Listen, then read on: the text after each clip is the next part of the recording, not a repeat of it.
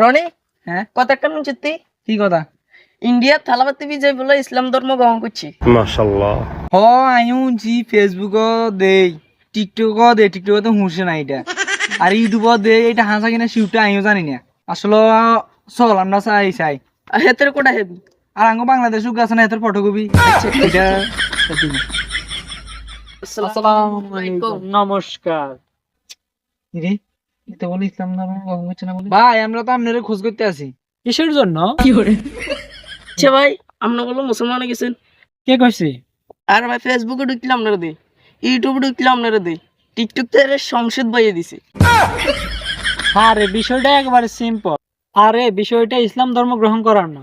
বিষয়টা হচ্ছে কি, আমি মুভি থেকে রিজাইন নিছি, অর্থাৎ মুভি সামনে দিকে করব না। হ্যাঁ, এখন আমার চিন্তা করলাম পেট তো চালাইতে হবে, তাই রাজনীতির মাঠ গরম, রাজনীতির মাঠ আমি গ্রহণ করে নিছি।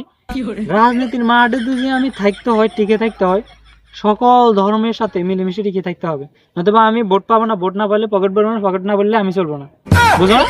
এই কারণে আমি রাজনীতি গ্রহণ করে নিয়েছি এবং ধর্ম একসাথ করে, সবকিছু একসাথ করে কি করছি, জাস্ট মার্কেটটাকে স্থায়িত্ব বজায় রাখার জন্য মার্কেটটাকে গরম করে রাখছি। আর আরেকটা বিষয় হচ্ছে কি, বাংলাদেশের মানুষ গুজব ছড়াইতে একটু অ্যাডভান্স। হ্যাঁ, তো এই সুবাদে আমার জন্য একটু ভালো হয়েছে যে ইসলাম ধর্ম গ্রহণ করছি, এমন এমন মার্কেটিং করছে, আমার বিনা পয়সাতে মার্কেটিং হয়ে গেছে।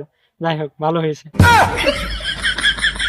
কি রে ভাবলাম কি আর হইলো কি, বাংলাদেশের মানুষ করলোটা কি?